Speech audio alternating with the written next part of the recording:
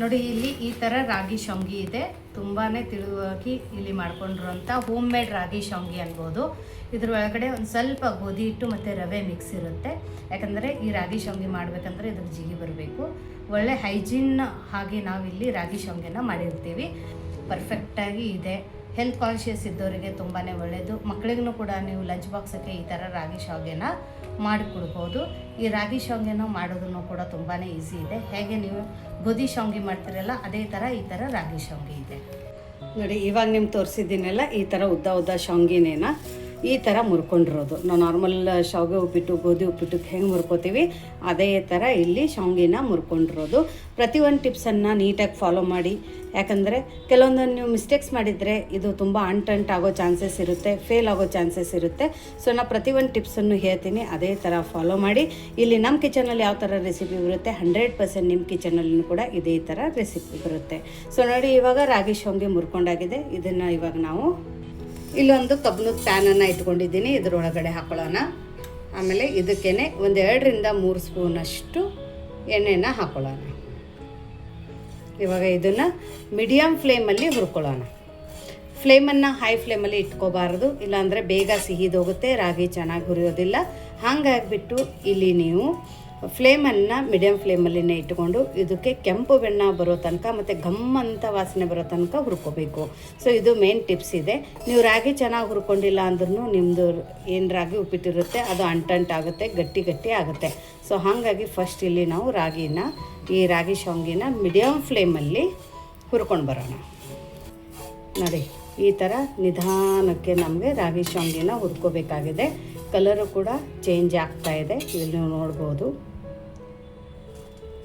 So ಪ್ರತಿಯೊಂದು ಎಳೆನೂ ನೀಟಾಗಿ ಹುರಿದಿರಬೇಕು. ಆ ಥರ ಇಲ್ಲಿ ನಮಗೆ ರಾಗಿ ಶಾವ್ಗೆನ ಹುರ್ಕೋಬೇಕಾಗಿದೆ.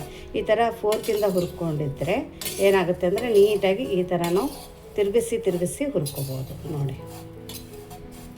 ನಿಮ್ಮ ಕ್ವಾಂಟಿಟಿ ಜಾಸ್ತಿ ಇದ್ದರೆ ಹುರಿಯೋಕ್ಕೆ ಜಾಸ್ತಿ ಟೈಮ್ ತಗೊಳುತ್ತೆ.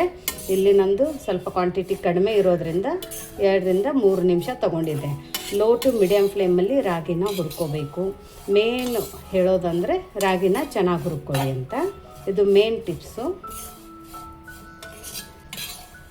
ಇನ್ನು ಯಾರು ನೀವು ನಮ್ಮದು ವಾಟ್ಸಪ್ ಗ್ರೂಪನ್ನು ಜಾಯಿನ್ ಆಗಿಲ್ಲ ಅಂದರೆ ವಿಶ್ಫುಲ್ ಅಡುಗೆ ಮನೆ ವಾಟ್ಸಪ್ ಗ್ರೂಪ್ ಲಿಂಕನ್ನು ನಾನು ಡಿಸ್ಕ್ರಿಪ್ಷನ್ ಬಾಕ್ಸಲ್ಲಿ ಕೊಟ್ಟಿದ್ದೀನಿ. ಆ ಲಿಂಕ್ ಮೇಲೆ ಕ್ಲಿಕ್ ಮಾಡಿದರೆ ಸಾಕು, ನೀವು ನಮ್ಮ ಜೊತೆ ಕನೆಕ್ಟ್ ಆಗ್ತೀರಾ. ನಿಮಗೇನೇ ಕ್ವರೀಸು ಡೌಟ್ಸ್ ಇದ್ದರೆ ಅಲ್ಲಿ ನೀವು ನಮ್ಮ ಜೊತೆ ಕಮ್ಯುನಿಕೇಟ್ ಮಾಡ್ಬೋದು. ಹಾಗೂ ಇವಾಗ ಸುಮಾರು ಜನ ರಾಗಿ ಶಾವ್ಗೆನ ತೊಗೊಂಡಿದ್ದಾರೆ. ಯಾಕಂದರೆ ನಾನು ಗ್ರೂಪಲ್ಲಿನೂ ಹಾಕಿದ್ದೆ ರಾಗಿ ಶಾವ್ಗೆ ಹೋಮ್ ಮೇಡು ಅಂತ ಹೇಳಿಬಿಟ್ಟು. ಸೊ ಸುಮಾರು ಜನ ತೊಗೊಂಡಿದ್ದಾರೆ. ಸೊ ಅವರು ಕೂಡ ರಾಗಿ ಶಾವ್ಗೆನ ಇದೇ ಥರ ಮಾಡಿ ಅಂತ ಇವತ್ತಿಂದ ಈ ವಿಡಿಯೋನ ನಾನು ಮಾಡಿ ಹಾಕ್ತಾಯಿದ್ದೀನಿ. ಯಾಕಂದರೆ ಏನಾಗುತ್ತೆ, ಒಂದೊಂದು ಸರ್ತಿ ಶಾವ್ಗೆ ಚೆನ್ನಾಗಿ ಹುರ್ಕೊಳ್ಳೋಂಗಿಲ್ಲ, ನೀರು ಜಾಸ್ತಿ ಹಾಕಿಬಿಟ್ರೆ ಗಟ್ಟಿ ಆಗುತ್ತೆ. ಅದಕ್ಕೋಸ್ಕರ ನಾನಿವಾಗ ಇದನ್ನು ವಿಡಿಯೋನೇ ಮಾಡಿ ತೋರಿಸ್ತಾ ಇದ್ದೀನಿ. ಮನೆಯದು ರಾಗಿ ಶಾವ್ಗೆನ ನಾವು ಯಾವ ಥರ ಮಾಡಬೇಕು ಅಂಥೇಳಿ. ಮಾರ್ಕೆಟಲ್ಲಿ ಅಂದರೆ ಒಂದು ಸ್ವಲ್ಪ ಬೇರೆ ಹಿಟ್ಟನ್ನು ಮಿಕ್ಸ್ ಇರುತ್ತೆ, ಹಾಗಾಗಿ ಅದು ಉದ್ರ ಆಗುತ್ತೆ. ಇಲ್ಲಾಂದರೆ ಅಕ್ಕಿ ಹಿಟ್ಟು ಜಾಸ್ತಿ ಯೂಸ್ ಮಾಡಿರ್ತಾರೆ. ಬಟ್ ಇಲ್ಲಿ ನಾವು ಸ್ವಲ್ಪನೂ ಇದ್ರೊಳಗಡೆ ಅಕ್ಕಿ ಹಿಟ್ಟನ್ನು ಹಾಕ್ಕೊಂಡಿಲ್ಲ, ರಾಗಿ ಹಿಟ್ಟನ್ನು ಜಾಸ್ತಿ ಹಾಕಿ ಸ್ವಲ್ಪ ರವೆ ಮತ್ತು ಒಂದು ಸ್ವಲ್ಪ ಗೋಧಿ ಹಿಟ್ಟನ್ನು ಮಿಕ್ಸ್ ಮಾಡಿ ಈ ಥರ ರಾಗಿ ಶಾವ್ಗೆನ ಮಾಡಿರೋದು. ಯಾವುದೇ ಥರ ಪ್ರಿಸರ್ವೇಟಿವ್ಸ್ ಇಲ್ಲ, ಏನೂ ಇಲ್ಲ. ನ್ಯಾಚುರಲ್ ಆಗಿ ಹೆಂಗೆ ಮಾಡ್ತೀವಿ ಅದೇ ಥರ ಹೋಮ್ ಮೇಡ್ ರಾಗಿ ಶಾವ್ಗೆನ ಮಾಡಿರೋದು. ಇವಾಗ ನೋಡಿ, ಇದು ಚೆನ್ನಾಗಿ ಹುರಿದಿದೆ ರಾಗಿ ಶಾವ್ಗೆ.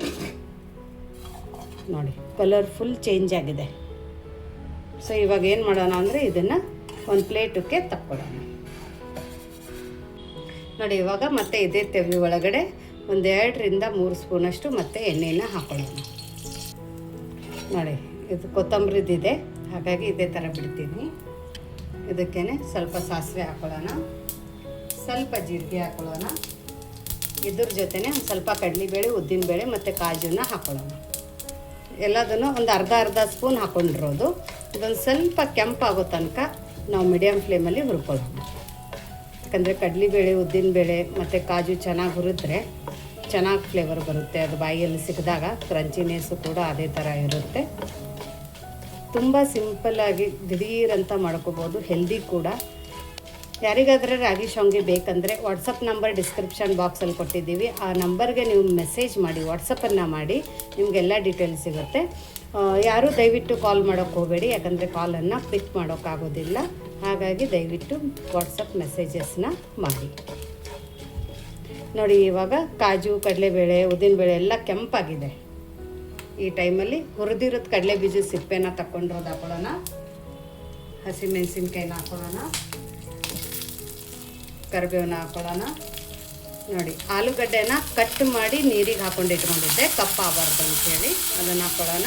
ನೀವು ಬೇಕಂದವ್ರು ಈರುಳ್ಳಿನ ಹಾಕೋಬೋದು, ಬಟ್ ಇವತ್ತು ನಾನು ಈರುಳ್ಳಿ ಹಾಕೋತಾ ಇಲ್ಲ, ಇದೇ ಥರ ಮಾಡ್ತಾಯಿದ್ದೀನಿ.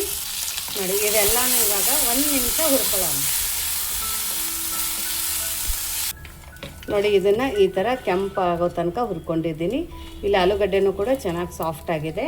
ಇವಾಗ ಇದ್ರ ಒಳಗಡೆ ಸಣ್ಣದಾಗಿ ಕಟ್ ಮಾಡ್ಕೊಂಡಿರುವಂಥ ಕ್ಯಾರೆಟನ್ನು ಹಾಕೊಳ್ಳೋಣ. ಆಮೇಲೆ ಸಣ್ಣದಾಗಿ ಕಟ್ ಮಾಡ್ಕೊಂಡಿರುವಂಥ ಅರ್ಧ ಟೊಮೆಟೊನ ಹಾಕೊಳ್ಳೋಣ. ಇದನ್ನು ಕೂಡ 1 ನಿಮಿಷ ಚೆನ್ನಾಗಿ ಹುರ್ಕೊಳ್ಳೋಣ. ಜಸ್ಟ್ ಇದ್ರದ್ದು ಹಸಿ ವಾಸನೆ ಹೋಗೋ ತನಕ ಹುರ್ಕೊಂಡ್ರೆ ಸಾಕು, ತುಂಬ ಜಾಸ್ತಿ ಹುರ್ಕೊಳ್ಳೋದು ಬೇಡ. ನೋಡಿ ಇದನ್ನು 1 ನಿಮಿಷ ಹುರ್ಕೊಂಡಿರೋದು, ಜಾಸ್ತಿ ಹೊತ್ತೇನು ಹುರ್ಕೊಳ್ಳೋದು ಬೇಕಾಗಿಲ್ಲ, ಸ್ವಲ್ಪ ಹಸಿ ವಾಸನೆ ಹೋದರೆ ಸಾಕು. ಇವಾಗ ಫ್ಲೇಮನ್ನು ಲೋ ಫ್ಲೇಮಲ್ಲಿ ಇಟ್ಕೊಳ್ಳೋಣ. ಇದಕ್ಕೇನೆ ಸ್ವಲ್ಪ ಅರಿಶಿಣದ ಪುಡಿ ಹಾಕೊಳ್ಳೋಣ. ಒಂದು ಸರ್ತಿ ಮಿಕ್ಸ್ ಮಾಡ್ಕೊಳ್ಳೋಣ. ನೋಡಿ ನಾವು ಹುರಿದಿರೋಂಥ ಶೌಂಗಿನ ಇವಾಗಲೇ ಹಾಕ್ಕೊಳ್ಳೋಣ. ಇದನ್ನು ಇವಾಗ ಮಿಕ್ಸ್ ಮಾಡ್ಕೊಳ್ಳೋಣ. ಮತ್ತೆ ನಾನು ತೋರಿಸಿರೋಂಥ ಮೆಥಡಲ್ಲಿನೇ ಶೌಂಗಿನ ಮಾಡಿ ಏನಾಗುತ್ತಂದರೆ ಒಂದೊಂದು ಸರ್ತಿ ಒಂದೊಂದು ಉಪ್ಪಿಟ್ಟು ಮಾಡಬೇಕಂದ್ರೆ ಒಂದೊಂದು ಟಿಪ್ಸು ಆಗಿರ್ಬೋದು ಅಥವಾ ಒಂದೊಂದು ಮೆಥಡನ್ನು ಬೇರೆ ಇರುತ್ತೆ. ಯಾಕಂದರೆ ಎಲ್ಲದನ್ನೂ ನಾವು ಒಂದೇ ಥರ ಮಾಡ್ತೀವಿ ಅಂದರೆ ಅದನ್ನು ಆ ಥರ ಆಗೋದಿಲ್ಲ. ಏನೋ ಮಿಸ್ಟೇಕ್ ಆಗಿದ್ದರೆ ಒಂದು ಸ್ವಲ್ಪ ಅಂಟಂಟರೆ ಆಗುತ್ತೆ, ಸ್ಟಿಕ್ಕಿ ಅಂತೀವಲ್ಲ ಆ ಥರ ಆದರೆ ಆಗುತ್ತೆ, ಅಥವಾ ಗಟ್ಟಿ ಆದರೆ ಆಗುತ್ತೆ. ನೋಡಿ ಇವಾಗ ಇದರ ನಂತರ ಸ್ವಲ್ಪ ಫ್ಲೇಮನ್ನು ನಾವು ಮೀಡಿಯಮ್ ಫ್ಲೇಮಲ್ಲಿನೇ ಇಟ್ಕೊಳ್ಳೋಣ. ಆಮೇಲೆ ಶೌಂಗಿ ಒಂದು ಸ್ವಲ್ಪ ಇದ್ರ ಜೊತೆ ಬಿಸಿಯಾಗಿರಬೇಕು. ಇವಾಗ ಇದ್ರ ಒಳಗಡೆ ರುಚಿಗೆ ತಕ್ಕಷ್ಟು ಉಪ್ಪನ್ನು ಹಾಕ್ಕೊಳ್ಳೋಣ. ಉಪ್ಪನ್ನು ಇವಾಗಲೇ ಹಾಕ್ಕೊಂಡ್ಬಿಡಿ. ಶೌಂಗಿ ಒಳಗಡೆನೂ ಒಂದು ಸ್ವಲ್ಪ ಉಪ್ಪಿರುತ್ತೆ, ಹಾಗಾಗಿ ಉಪ್ಪನ್ನು ನೋಡಿಬಿಟ್ಟು ಹಾಕ್ಕೊಳ್ಳಿ. ಇವಾಗ ಇದನ್ನು ಮಿಕ್ಸ್ ಮಾಡ್ಕೊಳ್ಳೋಣ. ನೋಡಿ ಲೈಟಾಗಿ ಮಿಕ್ಸ್ ಮಾಡ್ಕೊಳ್ಳೋಣ. ಫ್ಲೇಮನ್ನು ಲೋ ಫ್ಲೇಮಲ್ಲಿ ಇಟ್ಕೊಳ್ಳೋಣ. ಇವಾಗ ಇದ್ರೊಳಗಡೆ ಬಿಸಿ ಬಿಸಿ ನೀರನ್ನು ಹಾಕೋಬೇಕು. ಕುದಿ ನೀರನ್ನು ಹಾಕೋಬೇಕು. ಅಕಸ್ಮಾತ್ ಇಲ್ಲಿ ನೀವು ನೀರು ಜಾಸ್ತಿ ಹಾಕ್ಕೊಂಡಿದ್ರೆ ಇದು ಅಂಟಂಟಾಗುತ್ತೆ. ಜಸ್ಟ್ ಶೌಂಗಿ ತೊಯ್ಯಷ್ಟು ನೋಡಿ ಇಲ್ಲಿ ತೋರಿಸಿದ್ದೀನಲ್ಲ, ಶೌಂಗಿ ಎಷ್ಟು ತೊಯ್ಯುತ್ತೆ ಅಷ್ಟೇ ನೀರನ್ನು ಹಾಕ್ಕೊಂಡು ಮಿಕ್ಸ್ ಮಾಡ್ಕೋಬೇಕು. ರಾಗಿ ಶೌಂಗಿಗೆ ನೀರನ್ನು ಜಾಸ್ತಿ ಹಾಕೋಬಾರ್ದು. ನೀರನ್ನು ಜಾಸ್ತಿ ಹಾಕ್ಕೊಂಡಿದ್ರೆ ಇದು ಗಟ್ಟಿ ಗಟ್ಟಿ ಆಗುತ್ತೆ, ಆಮೇಲೆ ಸ್ಟಿಕ್ಕಿ ಆಗುತ್ತೆ. ಇವಾಗ ಫ್ಲೇಮನ್ನು ನಾವು ಮೀಡಿಯಮ್ ಫ್ಲೇಮಲ್ಲಿನೇ ಇಟ್ಕೊಳ್ಳೋಣ. ಫುಲ್ ಲೋ ಫ್ಲೇಮಲ್ಲಿನೂ ಕೂಡ ಇಟ್ಕೋಬೇಡಿ. ನೋಡಿ ಇದು ಇದೇ ಥರ ಕುದೀತಾ ಇರಬೇಕು. ಇವಾಗ ಸತ್ಯಕ್ಕೇನು ಮೇಲ್ಗಡೆ ಮುಚ್ಚೋದೇನು ಬೇಡ. ನಾನು ಇದಕ್ಕೆ ಒಂದು ಅರ್ಧ ಸ್ಪೂನಷ್ಟು ಕೆಂಪು ಖಾರದ ಪುಡಿ ಹಾಕೋತೀನಿ. ಇದು ಆಪ್ಷನಲ್ ಇದೆ, ಬೇಕಂದರೆ ಹಾಕ್ಕೊಳ್ಳಿ, ಇಲ್ಲ ಅಂದರೆ ಸ್ಕಿಪ್ ಮಾಡ್ಬೋದು. ಬಟ್ ನಾನು ಹಾಕ್ಕೊಂಡಿದ್ದೀನಿ, ತುಂಬ ಸಖತ್ತಾಗಿ ಟೇಸ್ಟ್ ಬರುತ್ತೆ ಅಂಥೇಳಿ. ಫ್ಲೇಮನ್ನು ಮಾತ್ರ ಇವಾಗ ಹೈ ಟು ಮೀಡಿಯಮ್ ಫ್ಲೇಮಲ್ಲಿನೇ ಇಟ್ಕೊಳ್ಳೋಣ. ನೋಡಿ ಫ್ಲೇಮನ್ನು ನಾವು ಹೈ ಟು ಮೀಡಿಯಮ್ ಫ್ಲೇಮಲ್ಲಿನೇ ಇಟ್ಕೋಬೇಕು. ಮತ್ತು ಇಮಿಡಿಯೇಟಾಗಿ ಮುಚ್ಚಬಾರ್ದು. ಇದನ್ನು ಇದೇ ಥರ ಬಿಟ್ಟುಬಿಡ್ಬೇಕು. ನೋಡಿ ಇವಾಗ ಫ್ಲೇಮನ್ನು ಲೋ ಟು ಮೀಡಿಯಮ್ ಫ್ಲೇಮಲ್ಲಿನೇ ಇಟ್ಕೊಳ್ಳೋಣ. ನೀವು ಆದಷ್ಟು ಈ ಥರ ಪ್ಯಾನ್ ಥರ ತೊಗೊಂಡಿದ್ರೆ ಶೌಂಗಿ ಉಪ್ಪಿಟ್ಟು ಆಗಿರ್ಬೋದು, ರಾಗಿ ಶೌಂಗಿ ಆಗಿರ್ಬೋದು, ಗೋಧಿದಾಗಿರ್ಬೋದು ಚೆನ್ನಾಗಿ ಬರುತ್ತೆ ತಿರುವಿದ್ರೆ. ನೋಡಿ ನೀರೆಲ್ಲ ಅಟ್ಸ್ಕೊಂಡಿದೆ. ಇವಾಗ ಫ್ಲೇಮನ್ನು ಲೋ ಫ್ಲೇಮಲ್ಲಿ ಇಟ್ಕೊಳ್ಳೋಣ. ನಾನೊಂದು ಸ್ವಲ್ಪ ಕಸೂರಿ ಮೆಥಿ ಹಾಕೋತಾ ಇದ್ದೀನಿ. ನೀವು ಬೇಕಂದರೆ ಕೊತ್ತಂಬರಿ ಸೊಪ್ಪನ್ನು ಕಟ್ ಮಾಡಿ ಹಾಕಿ. ಆಮೇಲೆ 1 ಸ್ಪೂನಷ್ಟು ತುಪ್ಪನ ಹಾಕೋತಾ ಇದ್ದೀನಿ. ಇದನ್ನು ಮಿಕ್ಸ್ ಮಾಡೋಣ. Super, perfect. ಇದಕ್ಕೆ ನೀರು ಜಾಸ್ತಿ ತಗೊಳ್ಳೋದಿಲ್ಲ, ಹಾಗಾಗಿ ಶೌಂಗಿ ತೊಯ್ಯಷ್ಟೇ ನೀರನ್ನು ಹಾಕ್ಕೊಳ್ಳಿ. ನೋಡಿ ಇವಾಗ ಫ್ಲೇಮನ್ನು ಫುಲ್ ಲೋ ಫ್ಲೇಮಲ್ಲಿ ಇಡೋಣ. ಆಮೇಲೆ ಇವಾಗ ಇದ್ರ ಮೇಲ್ಗಡೆ ಮುಚ್ಚಿಬಿಟ್ಟು ಒಂದು ಅರ್ಧ ನಿಮಿಷ ಬಿಡೋಣ. ನೋಡಿ ಒಂದು ಅರ್ಧ ನಿಮಿಷ ಆಗಿದೆ. ಫ್ಲೇಮನ್ನು ಆಫ್ ಮಾಡ್ಕೊಳ್ಳೋಣ. ಮತ್ತು ಒಂದು ಸರ್ತಿ ಮಿಕ್ಸ್ ಮಾಡ್ಕೊಳ್ಳೋಣ.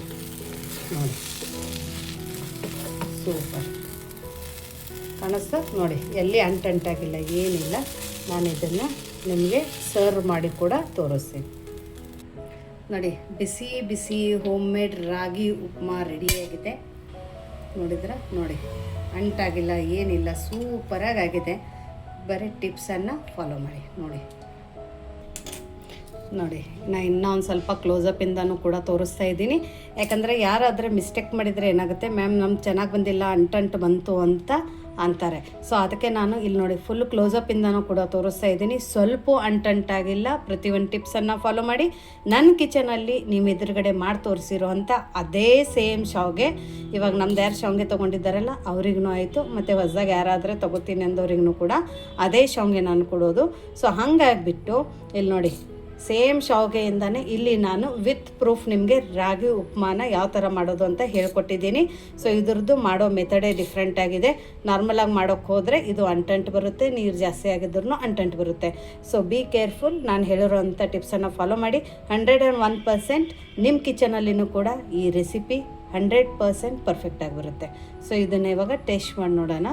ಇದ್ರ ಕೂಡ ಚಟ್ನಿ ಇದ್ದರೆ ಇನ್ನೂ ಸಖತ್ತಾಗಿರುತ್ತೆ. ನೀವು ಬೇಕಂದರೆ ಇದ್ರ ಜೊತೆ ಚಟ್ನಿ ಮಾಡಿಕೊಂಡು ಕೂಡ ತಿನ್ಬೋದು, ಅಥವಾ ಲಿಂಬೆ ಹಣ್ಣನ್ನು ಹಿಂಡಿಬಿಟ್ಟು ಕೂಡ ತಿನ್ಬೋದು.